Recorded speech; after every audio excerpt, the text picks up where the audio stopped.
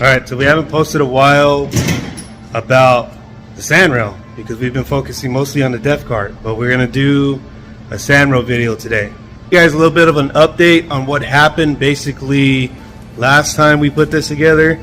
I know there was a couple videos of me assembling the block. We ended up using a nip-on piston with a rod, and then we went with a VTEC head. So what happened was we were tuning the car basically, and then it got into VTEC. I think I might be able to show a video on here. I'm not too sure, but we got into VTEC, and what happened was we got into VTEC, it lifted up, and it broke the transmissions again. So what we ended up doing was we're going with an adapter plate, and we're going to be using a Subaru transmission. I'm going to show you guys some of the stuff that we've done so far to this trans, and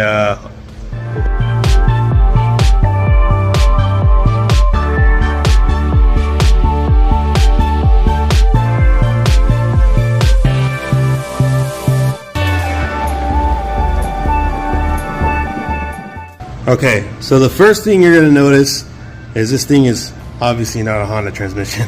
So this is, I believe, a 2004 Wrx non-turbo one. That's a sticker tag right there. So we ended up getting this off of one of my buddies in the shop. He had this thing laying around from a customer's car that he had parted out. So what we did was we completely converted this to, I believe, was that the B series motor spins. We had to flip the orientation on the rotation with this transmission. So what we ended up doing was we did a differential flip on this, but the problem with doing that is the inside of the casing has all this extra like webbing inside that we had to like grind down. Unfortunately, we didn't really get no video footage of it. There's multiple videos of people doing it all over YouTube. You probably could look up you know, differential change on a Subaru transmission. You flip the orientation. So big shout out to Subaru gears right here. We ended up having the issue with flipping the differential is because normally on a Volkswagen transmission you could get away with flipping the diff and it changed the orientation of it, but this one is off-centered. So normally, like say a Volkswagen Trans, bus, you know, 002, Type 1, all those transmissions, you can literally pull the diff out, flip it around, turn it around, and it's going to change the directional of it. So the problem with this one is it's off-centered.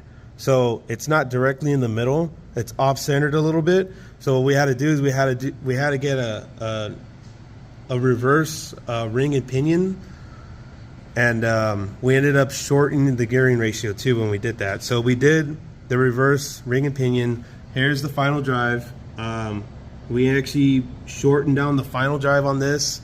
I decided to do that mainly because of how much torque this is putting out and because it has big tires. So we ended up doing that. It's going to be a little bit more forgiving on the transmission, I believe. And also now I'm going to have 5-speed instead of a 4-speed. So next thing we did was we ended up converting the back end to the front wheel drive only. They make a kit for this. You literally could piece it together. It's kind of like what we did a little bit. So we did the block off plate for this, and it just gets rid of the whole mechanical of the drive line that goes in the back of this. And then there's a nose cone. I could show you what it looks like real fast, and so that way you guys could kind of get an idea. So this is what the nose cone looks like. This is an extra one that I ended up buying, just a spare. So this pretty much goes into the back of it, and what it does is it locks the front of the gearing, so that way it's only the front axle spinning instead of the back. So this is what it looks like. You can literally buy these anywhere. You know, Subaru Gears sells them too. They sell a whole kit basically.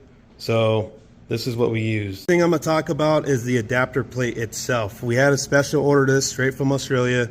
That's where they're stationed out there. SubaruGears.com You could see right here, that's where you could get it. So all the people that are interested on this, that maybe have a sand car and they want to upgrade or, you know, change the transmission to Subaru Trans, this is going to be a really good option for you guys. That's going to be affordable compared to like going with like a Mandola or something like that. I mean, but they make the adapter plates for every single motor you could think of. You know, you could even do the K series. If you're into like V8s or whatever, you could even do like LS, you know, LS swap, whatever. I believe I paid about $1,300 for the adapter plate. It came with the flywheel. It did not come with any hardware. So we've been kind of like just, you know, poking around bolts, whatever we could find. This is not going to be the final bolt for this. I'm going to end up probably going to the hardware store and just finding some like really clean Allen head ones. But right now we're just kind of mocking it up so that way we could see how everything fits. You're still going to use these, like whatever clutch you're going to use is from a Subaru transmission. So this comes with the plate and the flywheel. That's what's supplied in that kit, but no hardware is attached to it. So we're ended up going with a just solid, not a 6-puck, but just like a normal clutch disc with the springs in it. And then I believe this is like stage 2 or something like that pressure plate. So this pressure plate is an eBay one. We went with a little bit cheaper on that just because I feel like if it is gonna like slip, I would rather have it slip than break transmissions like what it's been doing. So I think this pretty much covered the transmission side of things. Depending if you got a push or pull type transmission, that's the type of kit they're going to give you. So make sure you have to know which transmission you have, because some of them are push, some of them are pull. And this one is a non-turbo one, so we went with the non-turbo plate. So keep that in mind. So one more thing I forgot to mention real fast. Tank right here, when I looked inside of it, this thing had sand inside of it. So that filter thing right there, I didn't have one of those on before.